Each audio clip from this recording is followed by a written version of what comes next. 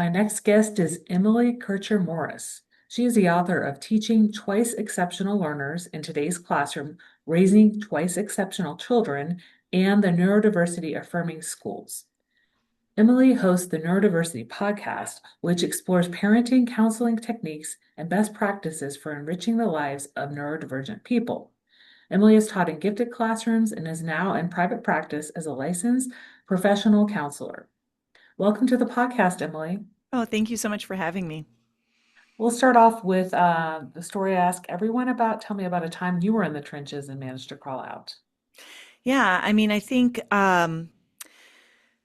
there's been a variety of different times, but I think probably one of the big ones when I started my career in education, and so I can think of times when I was teaching actually I was splitting time between elementary and a middle school because I was teaching in the gifted ed program, but I specifically remember um, working with my middle school students who had been identified as gifted.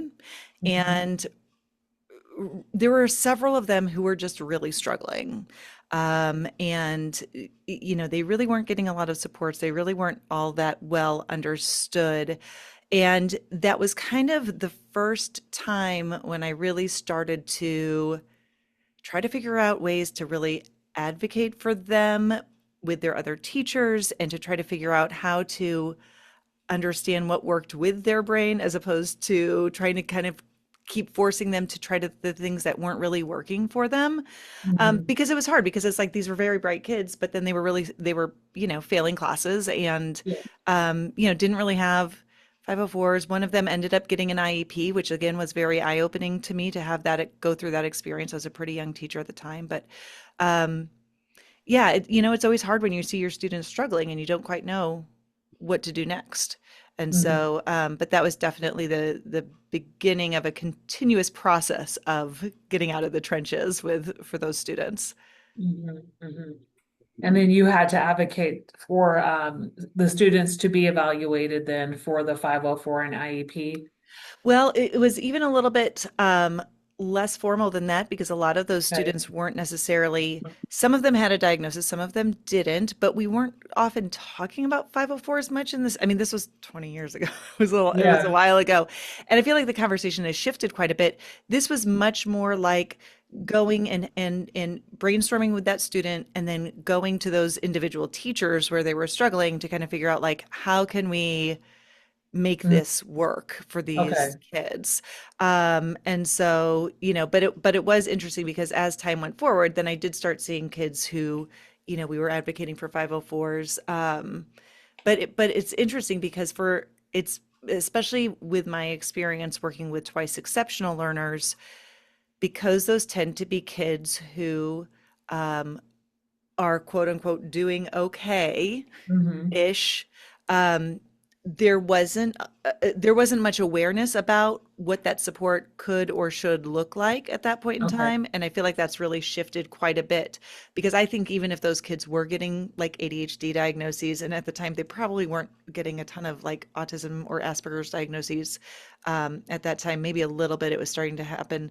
But those parents didn't really even know to advocate, right? And I don't know that the teachers necessarily thought of that either, but I feel like there's been a big shift in that conversation over the last couple of decades. Mm-hmm, mm-hmm. And are you seeing more recently that the shift has come from parents getting the kids diagnosed or also educators noticing things? I think it's a little bit of both. I think parents are much more well versed in what that support can look like and Okay. are more comfortable advocating for those particular things. I think schools are more responsive.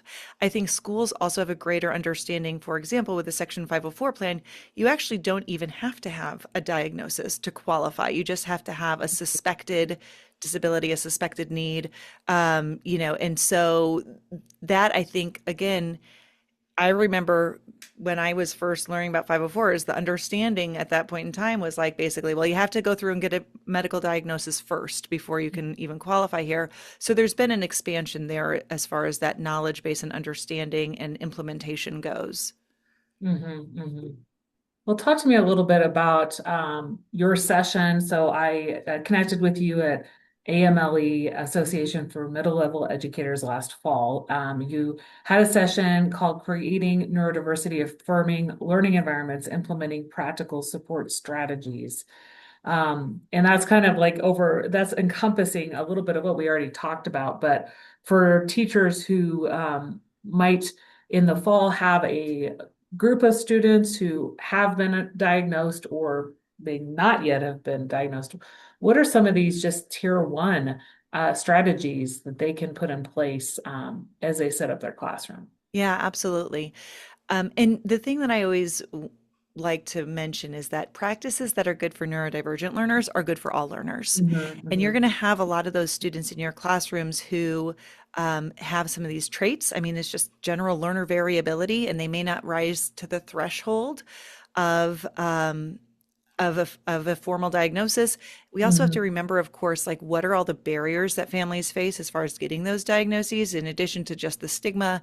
There's waiting lists and insurance issues and like all of those things that can influence this as well. So when we think about this and recognize the fact that there can be so much variability in the learners in our classrooms, we can support them much more effectively. One of the things that I think is really important and just foundational is um, being really explicit about our instruction, about what we are asking students to do, and providing that in multiple methods. I know that sounds really basic, but sometimes we forget. If we are somebody who has pretty strong working memory, we forget that sometimes even middle school learners might mhm, have a hard time recalling all of the different steps, and especially if they are neurodivergent, might need those in a more tangible, concrete way, not even just the first time or the second time, but as an ongoing support in how we're supporting them. I think another big factor that really influences students is recognizing that we need to try to separate the way that we view traits of neurodivergence, because mhm, so many of those we implicitly believe that those are like character flaws or moral failings. And so mhm, the student who is not producing work, we think that they are unmotivated. Or mhm, if they are being quote unquote rude to others, well, maybe that's just a very direct communication style and they're not understanding the nuances of some of those nonverbals. When we approach it from that different angle, it moves us to a space where we're problem solving as opposed to a place where we feel like we need to discipline. And okay. the thing about the discipline when we're talking about neurodivergent learners is that you might get some short-term compliance. You might like in that quick moment, but those kids actually really need some different support as far as how they are approaching those things. Mhm, mhm, mhm.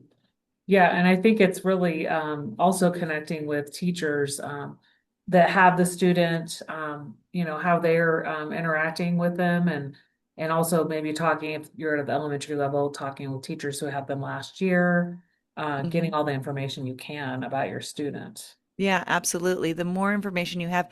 And I would also encourage teachers to talk to the students about it too, even young ones. I mean, no matter their age, I feel like we can really have the opportunity to help kids build self-awareness, to help them build self-advocacy skills. And so bringing them into that conversation, I think, is also an aspect of that, to gather that information about what works for different students. Hmm, hmm. What are some other professional development opportunities that you provide on a regular basis? Yeah. Um, so I've got the podcast, Neurodiversity Podcast. And so it's not technically a continuing education or a professional development opportunity, although I do know a lot of districts that actually use it that way, where people can kind of listen to the podcast episode and then, track that in different ways. But beyond that, we have the Neurodiversity University online learning platform.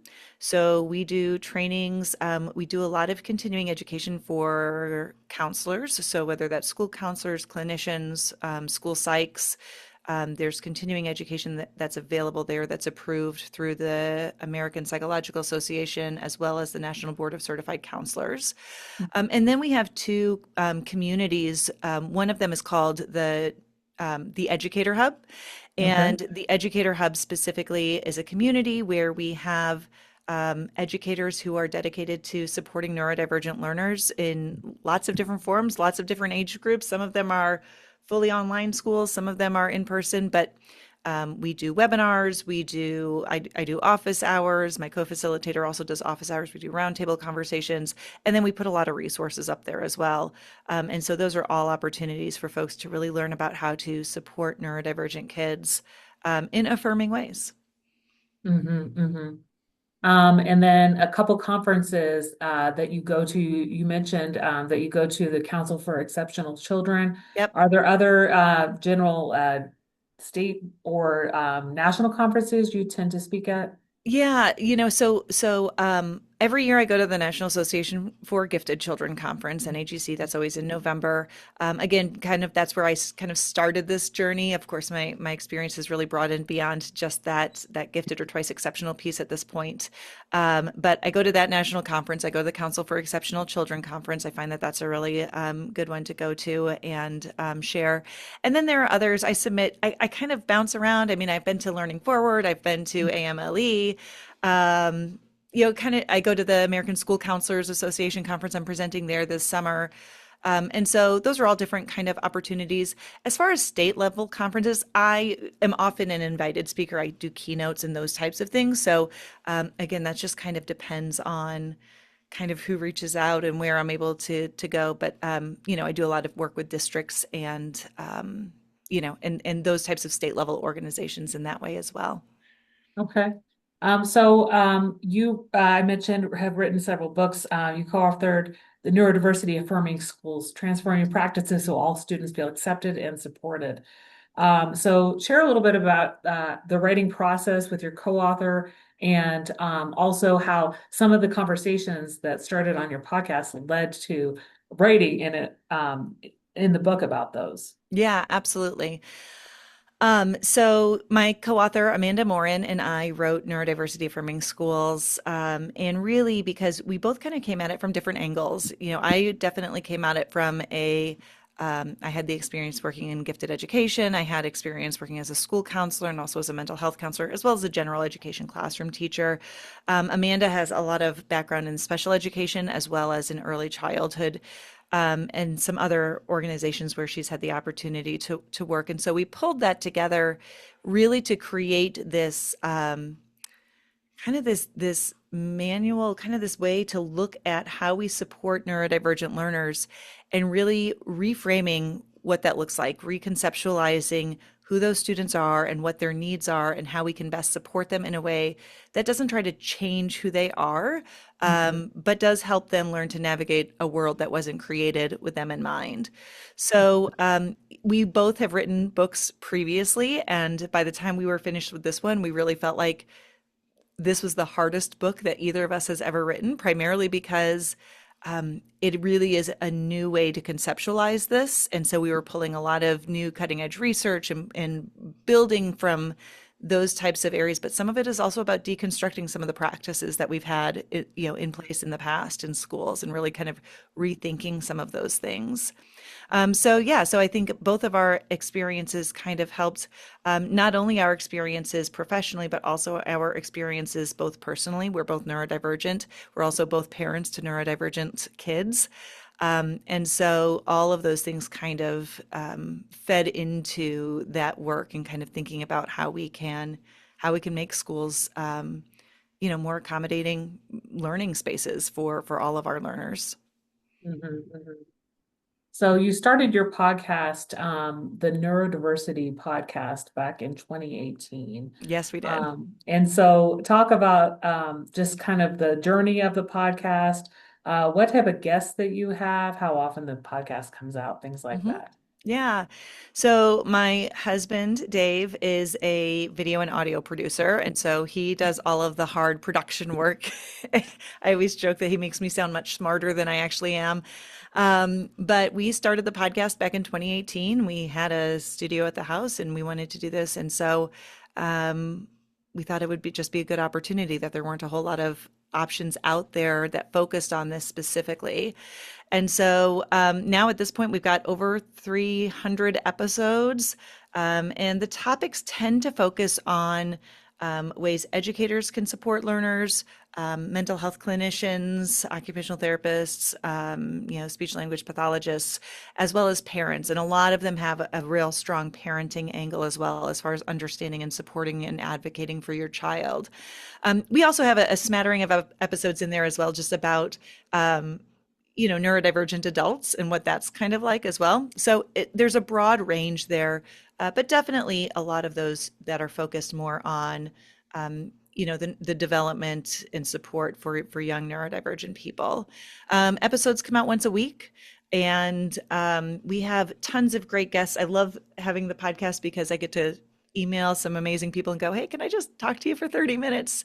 So Mhm. a lot of the people who we have on there are we kind of try to blend both experts in the field as well as people with lived experience of being Right. neurodivergent. And so I feel like that's really important to have both of those. So occasionally we have researchers, we have a lot of people who've written various books, kind of looking at this from all these different angles.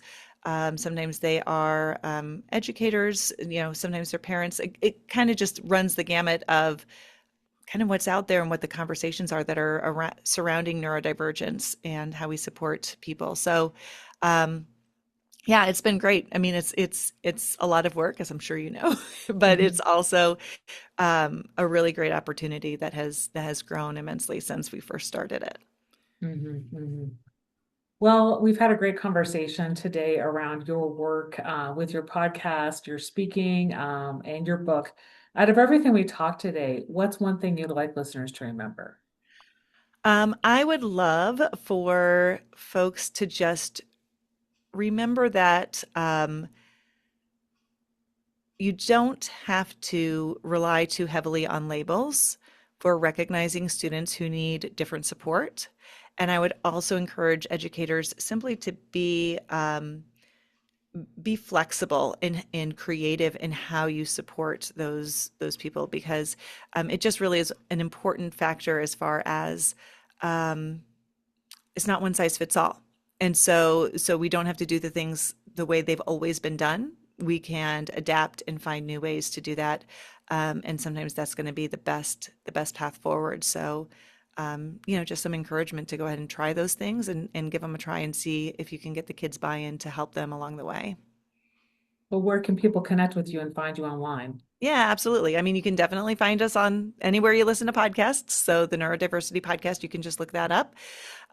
You can find us on social media, again, under the Neurodiversity Podcast or Emily Kircher-Morris. I'm on Facebook, LinkedIn, Instagram primarily are the social media platforms where I am.